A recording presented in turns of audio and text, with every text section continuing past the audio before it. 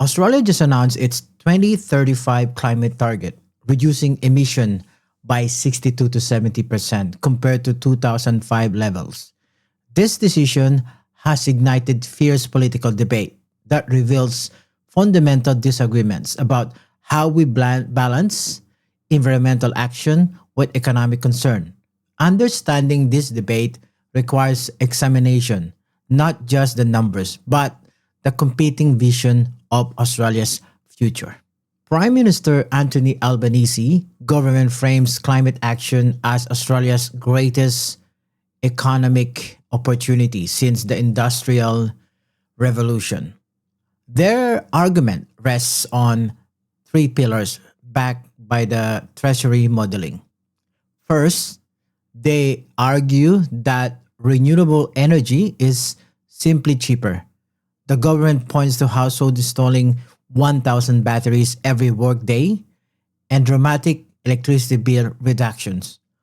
One family's monthly bill dropped from 304 to $59 after installing solar and batteries. This isn't just environmental virtue signaling, it's basic economics. Second, they emphasize that an orderly transition beats a disorderly one.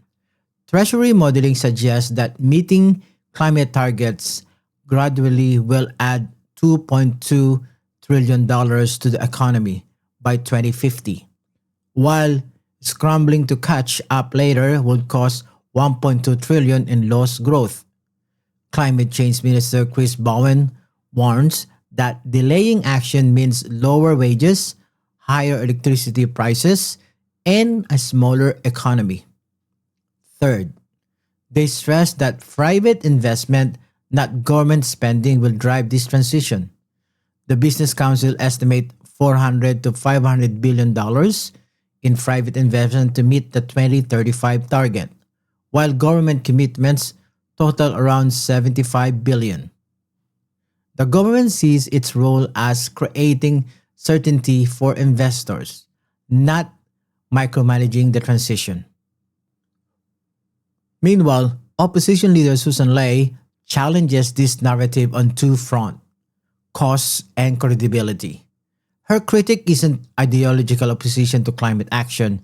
She acknowledged Australia must play our part in reducing emission, but skepticism about the government's ability to deliver its promises.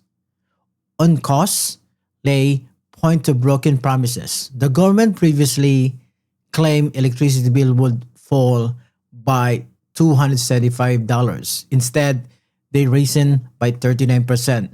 She questioned Treasury modeling that again promised bill reduction, asking why Australians should believe projection when recent experience shows the opposite.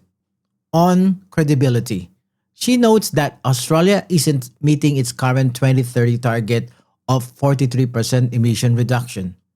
Emissions have flatlined at 28% since Labor took office.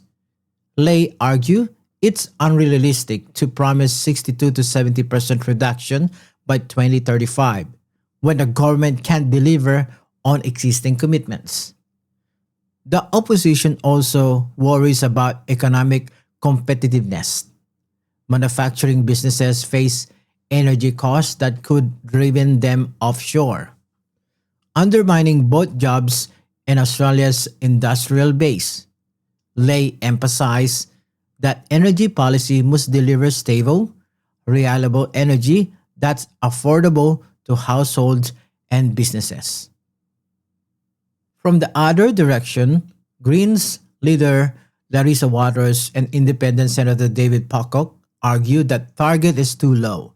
They point to climate science suggesting 75% reduction are needed to limit warming to 1.5 degrees Celsius and prevent catastrophic effect.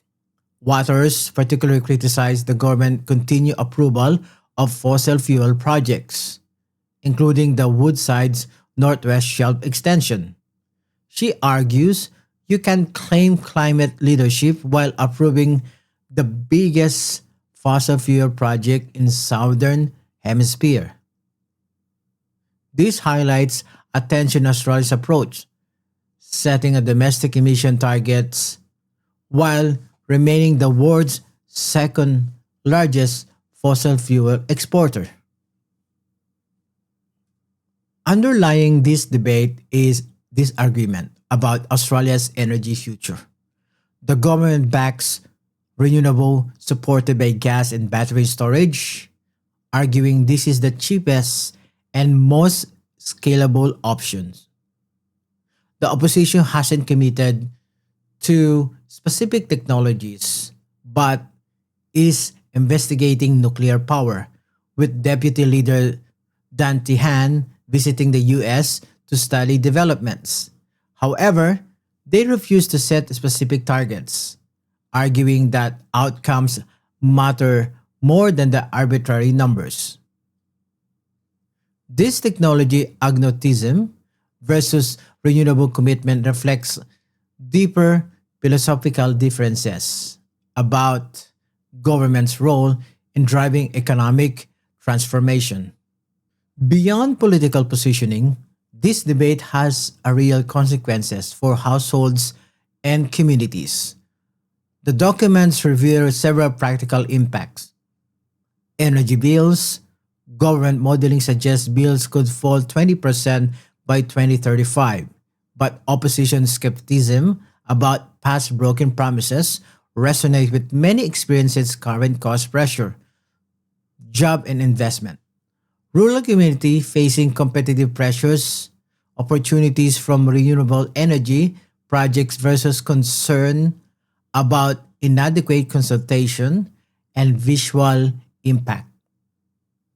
The government promises new manufacturing jobs in clean energy, while opposition worries about existing industry facing higher energy costs. Transport choices.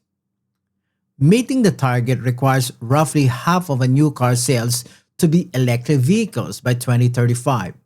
The government provides charging infrastructure and fuel efficiency standards but avoid mandates, letting consumer choice drive adoption. Australia's climate commitments affect its international relationship, particularly with Pacific neighbors, experiencing sea level rise and extreme weather. The timing of this announcement, alongside stalled defense treaties with Papua New Guinea and Vanuatu, illustrate how climate action intersect with regional security. The 60 to 70% target aligns with European Union or EU consideration and exceeds some comparable economies, potentially strengthening Australia's position in international climate negotiation. This debate reflects genuine tension between environmental necessity and economic uncertainty. The government's optimism about climate action creating jobs and growth competes with opposition concern about cost and reliability. Meanwhile, climate advocates worry that political compromise is compromising planetary outcomes. Understanding this debate requires recognizing that reasonable people can disagree about timelines, technologies, and trade offs, while sharing concern about Australia's future, prosperity, and environmental responsibility. The challenge is navigating these competing priorities without losing sight of either economic well-being or climate science. The ultimate test will be whether Australia can deliver an energy transition that keeps the lights on, keeps bills affordable, and keep faith with future generation facing an uncertain climate. That's challenge requiring not just political leadership, but technological innovation, business investment, and community acceptance, all while the clock ticks on global emission.